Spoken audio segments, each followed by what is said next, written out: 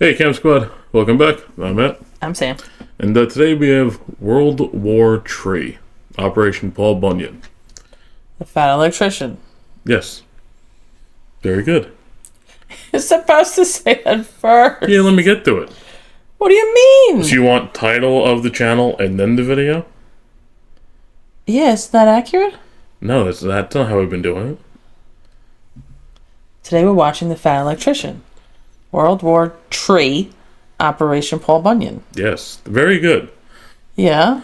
Now do the subscribe part. No, I'm not doing Alright, if you're new here, hit that subscribe button. Don't trick me into saying Don't miss things. future posts. You ass.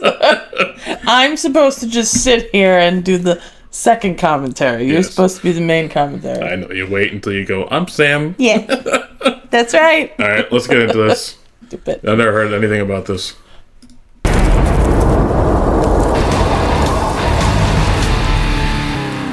That time I have no North idea. Korea told America that we couldn't trim a tree, and America was legitimately ready to start World War III about it. World War III, if you will. Today we're talking about the Korean axe murder incident and America's response to that incident, Operation Paul Bunyan. But Korean first, axe this video is murder. brought to you by the two biggest sponsors of the channel. We've got Zydax custom gaming PCs, No idea. computers built right here in America with American-made That looks so tech cool. support, and they have a lifetime warranty. They can build you anything you want to any spec you want, but also they have some that are already pre-built and ready to ship. And then, of course, my favorite sporting goods store, Shields. They've got We gotta find one of amazing those. retail locations all across He's the United doing States. two I'm not in just one saying video. that because they're giving me money. It's legitimately the best sporting goods store I've ever set foot in. surprised he's But allowed if you to don't do live that. near one of the retail not? locations, they have an even better online store Normally with they price want their matching own and video. satisfaction guarantee. I don't know. I'm going to have links I don't and have any discount sponsors, so I codes for wouldn't know. both those sponsors in the description down below and on my website, thefatelectrician.com. Let's get back to the video. All right, once upon a time, July 1953, North and South Korean leadership would meet in a small village known as Punjong, right near the 38th parallel, where they would sign an armistice that would technically only pause, but essentially end the Korean War. From this moment forward, we have the official military demarcation line, essentially the line in the Right, sand okay. separating North and South Korea. Surrounding that demarcation line is a 2.5 mile wide, 160 mile long buffer zone known as the DMZ, the Demilitarized Zone. And that's pretty Right. much it. The Iron Curtain goes up, North Korea becomes the world's largest secret society, and the entire world gets to stand by and watch as there is a competition between capitalism and communism to see which one is actually better. And well, 70 years later, the results are visible from outer space. Wait, let me guess. You're going to say that's not real communism. Well, I'll tell you what. Every time anything bad happens Okay. under capitalism, I'm just going to respond by saying, oh, well, that's not real capitalism. How about that? Yeah, that's what I thought. Anyways, that village with the tree on the side would go on to become the JSA, or the Joint Security Area. And in theory, this was supposed to be the only point where North and South Korean forces could intermingle. The North Yeah, they Koreans still do would that pass today. the armistice line I'm into sure. South Korea. Or that's where Trump went Okay. a few years ago. Well, it's still North and South, so I'm sure Yeah, I know. the whole border thing is still the same.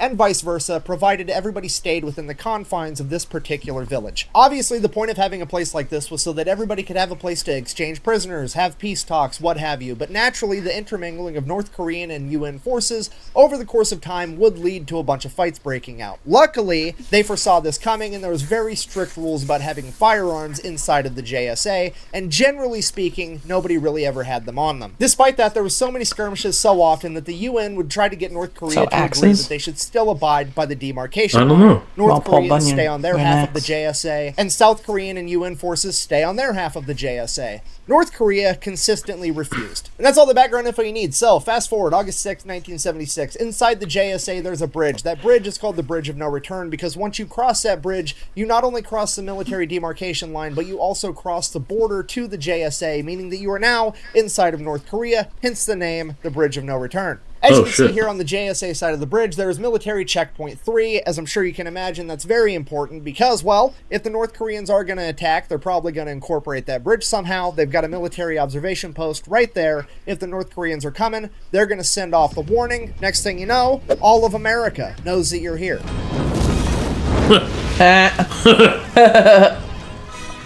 Now all of the UN knows that you're here. All right, but the problem is right next to checkpoint 3, there's a big-ass 100-foot-high poplar tree, and that tree is blocking the vision from all the other checkpoints from being able to see checkpoint 3, meaning that in theory the North Koreans could invade, take out checkpoint 3, build up a big enemy force while using this tree as cover, and then take out the rest of the JSA. So this single is a security issue. We got to get rid of it. Okay, so this is not a big deal whatsoever. That tree is inside the JSA. It's on the South Korean side, so it's technically in South Korea. So they send out some South Korean soldiers with some axes. They're going to go chop down this tree. That's going to be the end of it. No big deal whatsoever. Then the North Koreans show up being dicks, and they're like, no, you're not allowed to cut this tree down because we said so. That's why. And the South Koreans are like, what?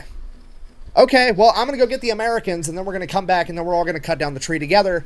Bye. All right, fast forward a couple weeks, August 18th, 1976. This time, a 15-man working party comprised of Americans and South Koreans show up at this tree to cut it down. And once again, the North Koreans show up almost immediately. This time, there's 11 of them, and they are being led by an officer nicknamed the Bulldog because he is well known and has a reputation for starting shit inside the JSA and instigating a bunch of fights. He then proceeds to tell the Americans that they have to stop trimming that tree because that particular poplar tree was planted by none other than Kim Il-sung, the founder of North Korea. To which the Americans, I'm paraphrasing, obviously, but they were like, oh, really? Did he? He planted this tree? Yeah. Kim Il-sung, the same guy that you guys think invented the hamburger and the burrito, and the first time he ever golfed, he golfed a 38 under par with 11 hole-in-ones, and his body's so efficient that he doesn't have to use the bathroom because he doesn't generate waste. That guy planted this tree. I don't give a shit. Oh, yeah, they make up crazy stories about them. So they turned around and kept cutting down this tree. So at this point, Officer Bulldog sends a runner across the bridge of no return into North Korea. A couple minutes later... I say them meaning him and his kids. What? The old leader, and then his son. Yeah. This is the old guy. Yeah. Yeah, I know. So when I said they make all crazy stories about them, I meant like the whole family. Okay. 2 trucks show up with 30 more North Korean soldiers, and they all get out with clubs. At this point, Officer Bulldog tells the working party again, stop cutting down the tree or else. And the working party, under the impression they're not actually going to do anything, ignores them and just keeps cutting down the tree, at which point Officer Bulldog famously takes off his watch, wraps it in a handkerchief, sets it down, and yells, Chukyo, meaning kill in North Korean, at which point all of the soldiers attacked the members of the working party. Every member of the working party was injured, and 2 Americans were killed. Shit has officially hit the fan. The entire U.S. military is put on DEFCON 3, which is the highest level of readiness that the military can go to without actually being at war. The president and the Joint Chiefs of Staff are dragged into the bunker underneath the White House to begin getting briefed by the CIA, and North Korea is shitting its pants because a couple of their guys just may have kicked off World War III. Within 4 hours, the North Koreans issue a public statement trying to pin the entire thing on America, saying the Americans that were there instigated the entire thing, and it's their fault. Then North Korean leadership goes before the Non-Aligned Nations Committee, which for the purposes of this story, just think of it as like not NATO, here's the Non-Aligned Nations. You get the idea. They then try to pass a resolution that says they should all condemn America for our violent actions, and America needs to leave the Korean Peninsula altogether, and somehow this passes. At which point America basically looks over and says, that's nice that you guys passed a little rule. Go ahead and try to enforce it. I dare you. Whatever you're thinking, you better think again. Otherwise, I'm going to have to head down there, and I will rain down on a fucking firestorm upon you. You're going to have to call the fucking United Nations. I am talking scorched earth, motherfucker. I will murder you. I will fuck you up. Meanwhile, inside the president's bunker, that's all from kinds of Thunder, right? That's Thunder, around, some of which include bombarding the entire DMZ with artillery fire, using Navy SEALs and precision-guided munitions to take out the North Korean barracks inside of the JSA, essentially killing all the North Koreans that had anything to do with this, destroying the bridge of no return, and my personal favorite, just dropping a nuclear bomb off the coast of North Korea just to prove a point. At this point, the president chimes in and he's like, no, this has to be an appropriate response. We don't want to overkill this situation and kick off World War III. So that begs the question, what is an appropriate response to the president? Well, proportional. Right. That depends on the president, and the president at this particular time was none other than Gerald Ford.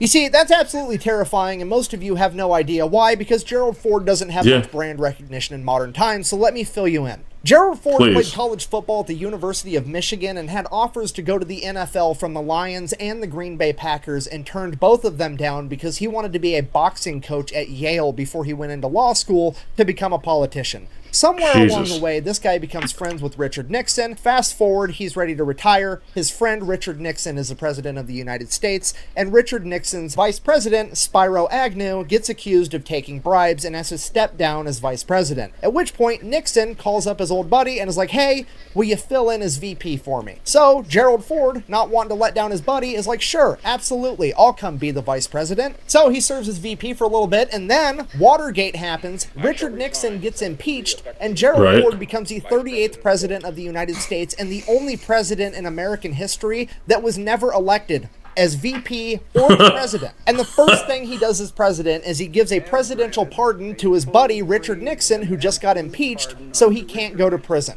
And this pisses off absolutely everybody. Left, right, middle, doesn't matter. Everybody is furious with Gerald Ford over this. There is a 0% chance that he is ever going to get reelected right out of the gate. All right, so just he wasn't like the first time. President Gerald Ford, your traditional football playing, boxing, manly man that didn't want the job as president in the first place and has zero hopes of ever getting reelected, as well as having a history of being willing to sacrifice his personal image and the future of his career just to help out the homies. And we're going to find out what this man deems as an appropriate response. But one thing's for certain, and it is that poplar tree is absolutely coming down. Fast forward 3 days later, August 21st, 7 a.m., a bunch of American and South Korean vehicles roll into the JSA, and Operation Paul Bunyan would officially begin. Inside of those vehicles, there is a 16-man tree trimming crew, and they are being escorted by 2 platoons of American grunts, roughly 60 guys, all carrying axe handles and pistols, ready to teach the North Koreans a lesson if they decide they want to try to stop them again. Now, is there supposed to be 60 guys in the JSA carrying firearms? No, but they're just carrying pistols. It's the smallest gun Uncle Sam has to offer because America is trying very, very hard to be appropriate. Also, they brought a tank, which as you can see is basically a really small tank with a snowplow on the front and an enormous gun. Oh my god. That's huge. It's average, okay? That's pretty pathetic. Hey, even if it is a little bit on the smaller side of average. A single grain of rice can tip this scale. And if that wasn't enough, they're also being backed up by 74 Black Berets, the South Korean Special Forces guys, one of which would actually go on to be the president of South Korea, Moon Jae-in. Okay, here's the deal with the Black Berets. As a minimum requirement, every single one of them has to be a black belt in Taekwondo. And I know what you're thinking. What? My nephew got a black belt in Taekwondo from the YMCA when he was like 13 years old. Big deal, okay? I realize it's the same word. Trust me, it's not the same thing. These guys could kick the shit out of your nephew. Huh. Never heard of the Black Beret.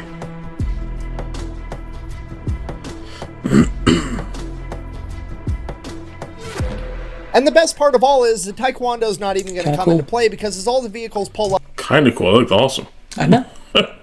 the 16-man tree trimming crew runs out. They start cutting down the tree. The Americans get out with their pistols and their axe handles. The South Koreans pull up. They get out and they start unstrapping something from the bottom of their vehicles. Against the orders of their president, they had all snuck in M16s, grenade launchers, crew-served weapons, anti-tank weapons, and some of them even had claymores strapped to their chest. The South Korean Special Forces has officially come to party. At this point, they're looking over at the Americans like, really? You guys brought axe handles and pistols. What are you doing? Playing fucking Jenga? At this point, the Americans are like, hey, I appreciate the effort. You guys are awesome. That's great. But here's the deal. The only thing better than breaking the rules and getting away with it is not having to break the rules and still getting away with it. AKA, you just gotta find that loophole and make them make new rules later because they didn't know that was an option. You see, they told us we can't have guns in the JSA. They didn't say anything about above the JSA. Because circling overhead, there is utility helicopters, and on those helicopters is an entire company of American infantry, roughly 120 19-year-old athletic alcoholics with machine guns, and as soon as those helicopters touch down, they are ready to get out and start kicking ass. But here's the deal with that. It wouldn't be appropriate to send out a bunch of utility helicopters without a security escort, so they're being accompanied by 7 Cobra attack helicopters. And just in case that's not enough, above that there is somewhere between 12 and 20 B-52 Strato Fortresses that just got in from Guam that are now doing hot laps around the entire demilitarized zone, each of which is carrying like 70,000 pounds worth of bombs, some of which were allegedly nuclear warheads. In addition to that, there's an entire fighter squadron of American F-4 Phantoms that just got in from Okinawa, and a bunch of South Korean F-5s, as well as a bunch of American F-4 that just got in from Idaho. In addition to that, there's roughly 10,000 troops on standby just inside the South Korean border, ready to run in if they're needed. And on top of that, there's another 12,000 troops already en route to South Korea, just in case. Oh, and now the USS Midway, a fucking aircraft carrier, and her entire security detail are parked off the North Korean coast. And all of this was done in the span of 3 days. America has probably just conducted the greatest showing of force ever, and turned this poplar tree into the largest game of fuck around and find out in human history. Cut back to the... And the South Koreans are like, oh, you came with nothing. And then America's like, look around. Fuck. Spent on the ground, Operation Paul Bunyan has been going on for approximately 5 minutes. The 5 longest minutes in human history of an entire army watching 16 dudes trim a tree, and not a single sign of a North Korean anywhere. Which is really weird. Normally they would have been here by now. What is going on? At this point, the American leadership comes to the realization that the North Koreans know exactly what's going on. There's a 0% chance that they don't, and they have decided that their best option is to not show up at all, and then later on they're going to play it off like they had no idea the entire thing actually happened, making it appear as though America's show of force was not that big of a deal. At this point, the American leadership takes a deep breath, and they're like, okay, we have to keep this appropriate. We're the bigger people in this. That's a great PR move by the North Koreans. Doesn't matter. We know what we did. We know what we accomplished, and that should be enough. I'm just kidding. The American leadership immediately sent a transmission to the North Koreans telling them that they were there for, and I quote, to finish the work left unfinished.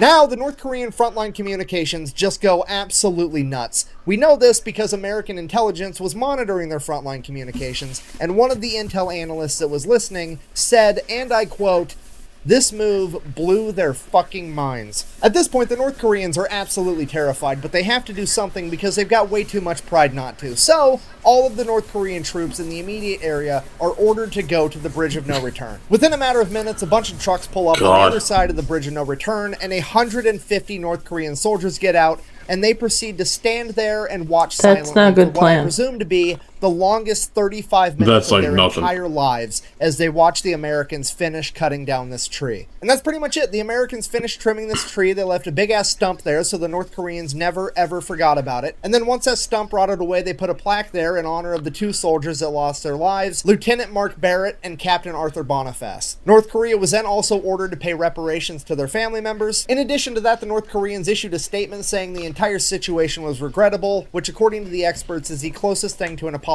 that you will ever get out of the North Koreans. And then to absolutely everybody's surprise, on August 25th, the North Koreans come back to the negotiating table and they're like, hey, remember that idea you guys have had for like the last 20 years where you wanted to split the JSA in half to separate North and South Korean forces so a bunch of dumb shit didn't happen? Yeah, we think we'd finally like to do that. So yeah, in conclusion, I guess, this has been the story about how World War III almost got started by a tree. Thank you for watching. Best way to support the channel is go buy some merch over at the Fat Because of a tree. Yep. Black bang out. That's a cool story, These though. military operation ones keep getting weirder and weirder. I should probably talk about that time that America accidentally turned a manhole cover into the fastest man-made object of all time because they yeeted it into outer space with a nuclear warhead. Yeah. Do you know that? No. It's the fastest thing we've ever made. It's a manhole cover. Alright, well, that's a crazy story. Thanks for watching with us. Bye. Bye.